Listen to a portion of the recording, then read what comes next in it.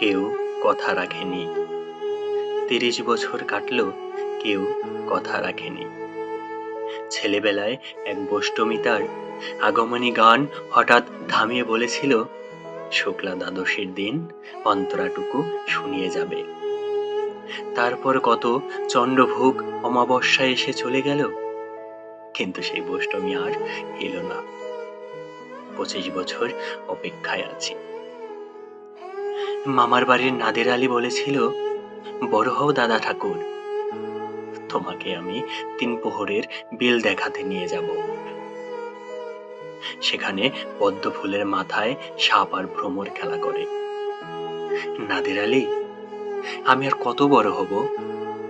আমার মাথা এই ঘরের ছাদ ফুঁড়ে আকাশে স্পর্শ করলে তারপর তুমি আমায় ৩ প্রহরের বিল দেখাবে? একটাও রয়্যাল গুলি কিনতে পারিনি কখনো। লাঠি লজেন্স দেখিয়ে দেখিয়ে চুষেছে লস্কর বাড়ির ছেলেরা। ভিখারির মতো চৌধুরীর গেটে দাঁড়িয়ে দেখেছি ভিতরে রাস উৎসব। অবিরল রঙের ধারার মধ্যে সুবর্ণ কঙ্কন পরা ফর্সা রমণীরা কতক রকম আমোদে হেসেছে। আমার দিকে তারা ফিরেও চায়নি। বাবা আমার কাজ ছুঁয়ে বলেছিলেন, দেখিস একদিন আমরাও। বাবা এখন অন্ধ, আমাদের দেখা হয়নি কিছুই। সেই রয়্যাল গুলি, সেই লাঠি লজেন্স, সেই রাস উৎসব আমায় কেউ ফিরিয়ে দেবে না। বুকের মধ্যে সুগন্ধি রুমাল রেখে বরুণা বলেছিল, যেদিন আমায় সত্যিকারের ভালোবাসবে সেদিন আমার বুকেও এরকম আতরের গন্ধ হবে।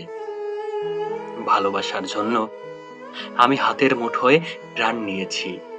দুরন্ত ষাঁড়ের চোখে বেঁধেছি লাল কাপড়। বিশ্ব সংসার তন্ন তন্ন করে খুঁজে এনেছি ১০৮টি নীলপদ্ম। তবু কথা রাখেনি বরুণা। এখন তার বুকে শুধুই মাংসের গন্ধ। এখনো সে যে কোনো নারী। কেউ কথা রাখেনি। ৩০টি বছর কাটলো, কেউ কথা রাখে না।